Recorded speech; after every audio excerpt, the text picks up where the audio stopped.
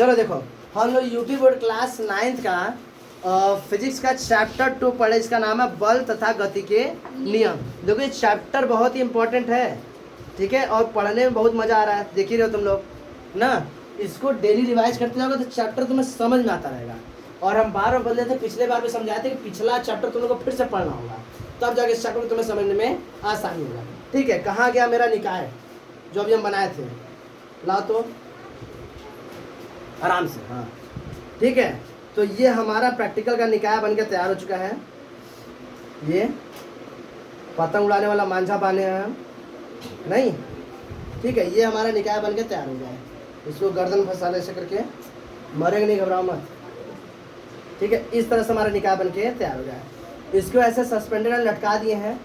अब ध्यान से देखो, यह हमारा निकाय है।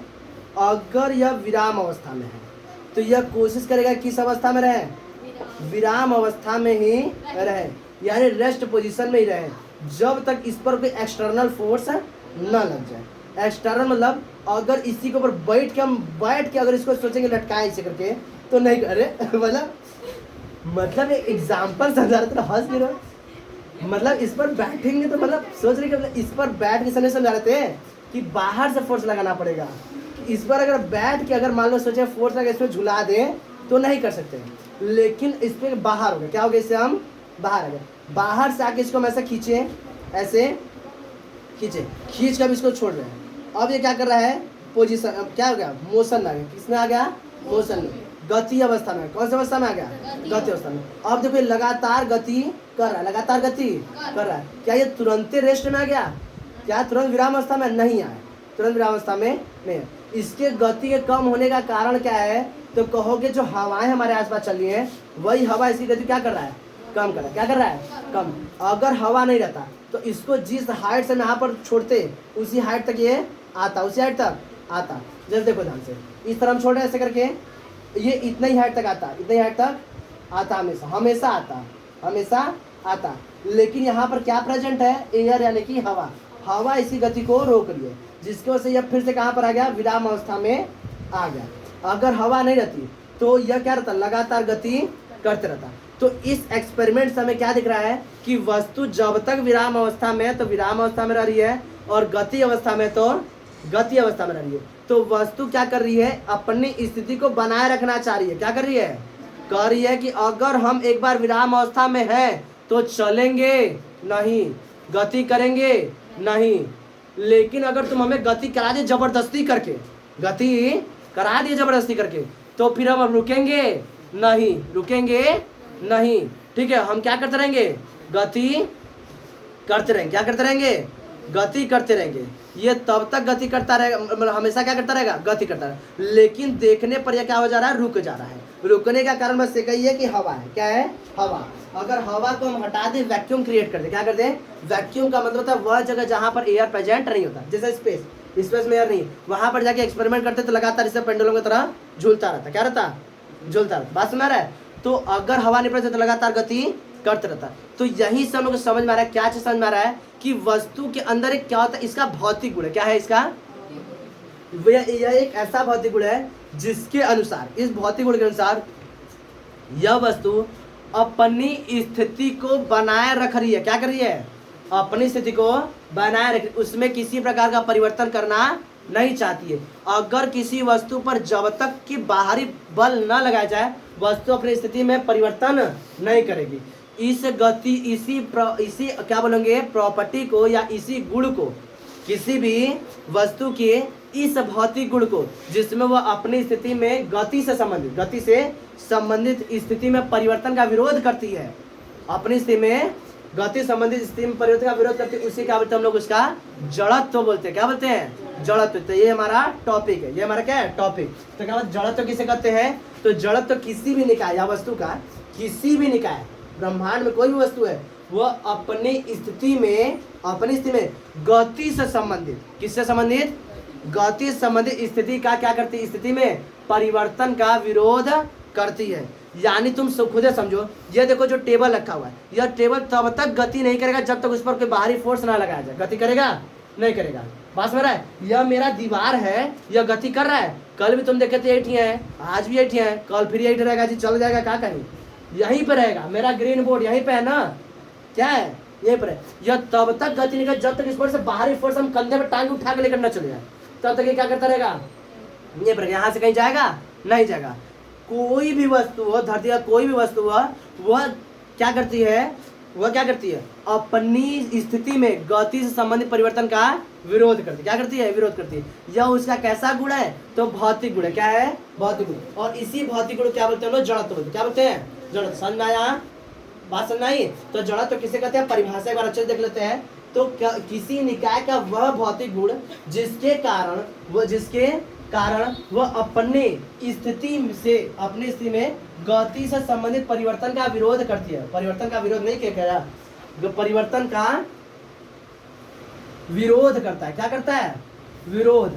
विरोध मतलब समझ रहे हो, जैसे हम तुमको ऐसे आगे धक्का, जैसे क्या कर रहे हैं, ऐसे धक्का, ऐसे करो, ऐसे धक्का दे रहे हैं, तो तुम क्या करो, विरोध करो, रो करो। क्या करो, रो करो। इसी को बोलते हैं विरोध करना। क्या करना, विरोध। मतलब हम तुमको ऐसे बल लगाए तो तुम भी विरोध करो, नहीं हम नहीं चाहिए, नहीं हम नहीं जाएंगे। इसे क्या बोलते हैं, विरोध करना। तो कोई भी वस्तु अपनी स्थिति में गति संबंधित परिवर्तन का विरोध करती है, इसे क्या बोलते हैं, जड़त्व बोलते हैं। क्या बोलते हैं, जड़त्व।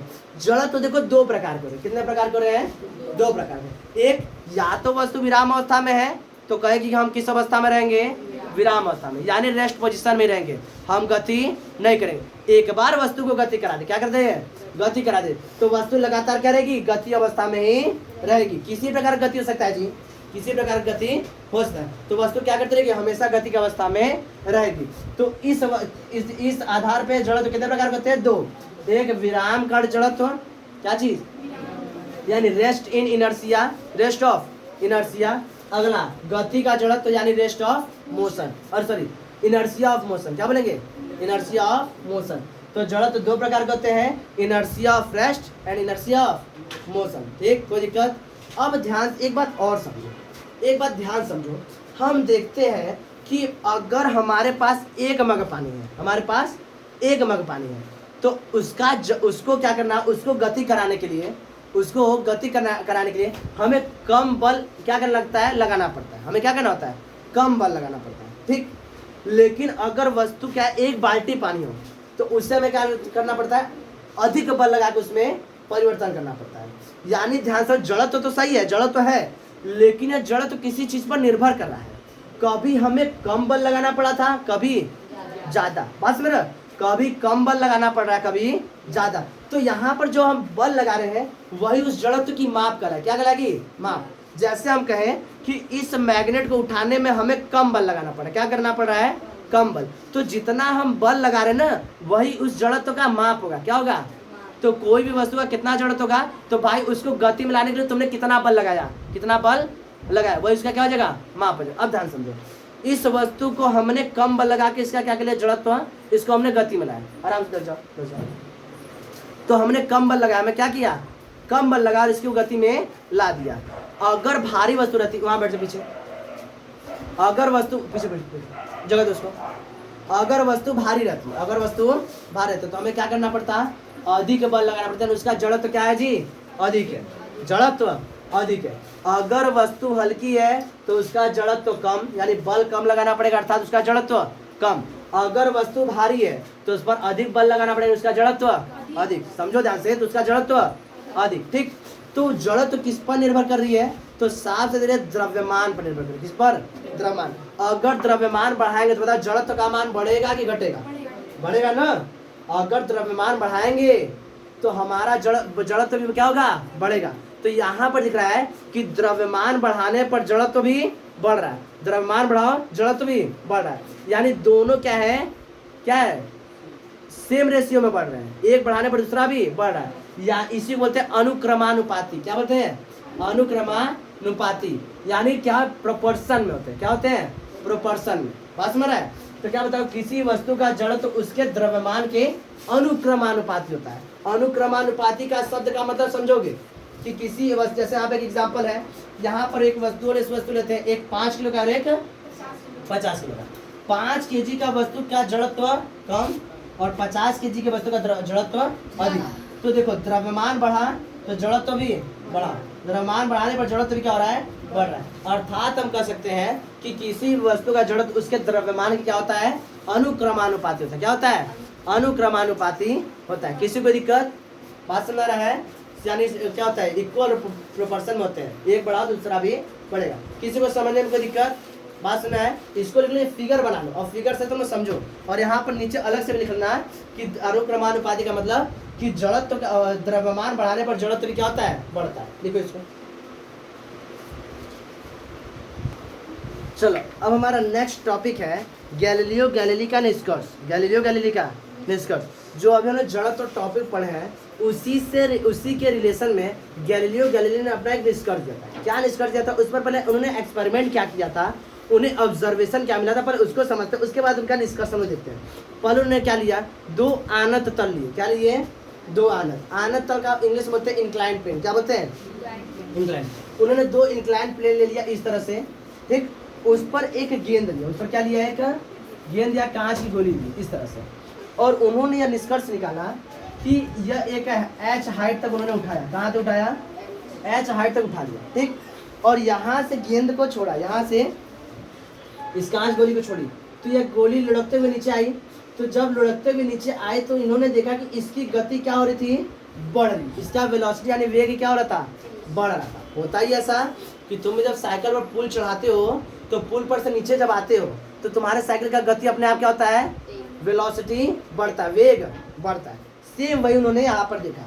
तो उन्होंने देखा कि जब इस कांच की गोली को यहाँ पर छोड़ा इंक्लाइन प्लेन पर, यानी आनत तल पर किसी एच हाइट से छोड़ा गया, तो नीचे आते समय इसकी वेलोसिटी वेग क्या हो रहा था, बढ़ रहा था। क्या हो रहा था, बढ़ रहा था। यहाँ पर आने पर इसका वेलोसिटी क्या हो गया, यानी वेग मैक्सिमम हो, क्या हो गया, मैक्सिमम। अब यहाँ से बॉल क्या होगा, ऊपर की ओर गति करेगा, ऊपर की ओर क्या करेगा, गति करेगा। अब कहाँ तक गति करेगा, तो जिस हाइट तक तुम उठाए रहोगे इधर भी उतना ही हाइट तक क्या करेगा, ऊपर चढ़ेगा। गैलीलियो गैलीली ने कहा कि यह वस्तु देखें, यहाँ पर आया मैक्सिमम हाइट पाया, मैक्सिमम वेलोसिटी होगी। अब यहाँ से क्या करेगा, ये ऊपर चढ़ेगा और इसका वेलोसिटी क्या होता जाएगा, कम होता जाएगा, होता जाएगा, होता जाएगा, होता जाएगा। और यह जिस हाइट से यहाँ छोड़ा गया था उसी हाइट पर इसका आगे वेलोसिटी क्या हो जाएगा, जीरो। क्या हो जाएगा, फिर से यह नीचे आएगा, फिर से क्या आएगा, नीचे, फिर से वेलोसिटी इसका मैक्सिमम, फिर से ऊपर चढ़ेगा, वेलोसिटी कम होगा, कम होगा, कम होगा, कहाँ तक, जिस हाइट से छोड़ा गया तो उसी हाइट पे आएगा। फिर से यहाँ से नीचे आएगा, फिर ऊपर जाएगा, फिर नीचे आएगा, फिर ऊपर आएगा। तो उन्होंने देखा कि यह गति लगातार होती रही। क्या हो रही है, होती रही है। बात में रहा है, इसको जिस हाइट से छोड़े तो उसी हाइट पे यह अटेंड करेगा, उसी हाइट पर क्या करेगा, पहुंचेगा। अगर हम क्या करते हैं, इसके कोण को कम करते हैं, देखो यहाँ पर हमारा पिंक वाला कोण ज्यादा है, थीटा वाला कोण हमने कम किया, थीटा वाला कोण कम किया, तो इसी हाइट तक पहुंचने के लिए क्या करेगा, ज्यादा दूरी तय करेगा। क्या करेगा, ज्यादा दूरी तय करेगा। यहाँ पर हाइट यही पाया जा रहा था, कम दूरी तय कर रहा था, लेकिन यहाँ पर क्या करेगा, इस हाइट को पाने के लिए ज्यादा दूरी तय करेगा। क्या करेगा, और एंगल कम करेंगे तो इसी हाइट को पाने के लिए और ज्यादा गति करेगा, और ज्यादा दूर तक ट्रैवल करेगा। लेकिन अगर हम क्या करेंगे, इसके यहाँ पर एंगल को जीरो करते हैं और यहाँ पर क्षैतिज करते हैं, प्लेन क्या करते हैं, क्षैतिज, तल कैसा करते हैं, क्षैतिज हॉरिजॉन्टल, तो यह क्या करेगा, इस हाइट को पाने के लिए इस सरफेस पर लगातार गति करता जाएगा। क्या करता जाएगा, गति करता जाएगा। तो इन सब एक्सपेरिमेंट के बाद, यह प्रयोग के बाद उन्होंने यह निष्कर्ष निकाला। क्या निष्कर्ष निकाला, कि जब तक कोई बाह्य बल कार्य नहीं करता है, वस्तुएं एक निश्चित गति से चलती रहती हैं। उन्होंने क्या बताया, समझ रहा, बस आधा वाला पोर्शन। उन्होंने विराम के बारे में कुछ बोला है, नहीं। उन्होंने कहा कि जब तक किसी वस्तु पर बाह्य बल कार्य नहीं करता है, कोई बाहरी बल कार्य नहीं करता है, वस्तुएं एक निश्चित गति से चलती रहती है। क्या करती रहती है, चलती रहती है। अब तुम लोग के दिमाग में आएगा, ऐसा कैसे, हम लोग तो बॉल फेंकते हैं, कुछ देर तक लुढ़कते जाता है, कुछ देर बाद अपने से रुक जाता है। तो क्यों रुकता है, क्योंकि जमीन उस पर क्या कर रहा है, एक फोर्स लगा रहा है। इसको क्या बोलते हैं, फ्रिक्शन फोर्स इंग्लिश में, और हिंदी में क्या बोलते हैं, घर्षण बल। अगर घर्षण बल यानी फ्रिक्शन फोर्स नहीं रहता तो वह वस्तु रुकती, वह धरती पर गति करते करते धरती गोल घूम के फिर से वापस इधर से मुड़ के तुम्हारे पास आ जाती नहीं, वह लगातार क्या करती रहती, एक बार तुम लुका के फेंक दो चली जाएगी और जाके गोल, धरती गोल है, लुढ़कते लेकर आएगी, पता नहीं चालों को बैठा भी लेकर आएगी, क्योंकि फ्रिक्शन तो ये नहीं है। चलो आओ, समझ में आ रहा है। तो क्या बताओगे कि गैलीलियो गैलीली ने यह एक्सपेरिमेंट किया, प्रयोग किया। इस आधार पर उन्होंने क्या बताया, जब तक कोई बाह्य बल कार्य नहीं करता है वस्तुएं एक निश्चित गति से चलती रहती है। उनका क्या था, निष्कर्ष था। इसी निष्कर्ष को आगे बढ़ाते हैं फिजिक्स के एक महान साइंटिस्ट का नाम है सर आइजैक न्यूटन। वह इसी निष्कर्ष को आगे बढ़ाते हैं और गति से रिलेटेड 3 क्या हम लोग देते हैं, नियम देते हैं। क्या देते हैं, 3 नियम देते हैं जो हम लोग इस चैप्टर में गति के 3 नियम के आधार पर पढ़ेंगे। गति के नियम जो हमारे चैप्टर के नाम है, बल तथा गति के नियम। तो गति के नियम के नाम से हम लोग पढ़ेंगे, 3 नियम पढ़ेंगे, पहला दूसरा तीसरा करके 3 नियम पढ़ेंगे। तीनों नियम क्या है वो हम लोग देखेंगे कल। आज के लिए बस इतना, ये समझना पूरा, इसको बना लो, फिगर बना लो।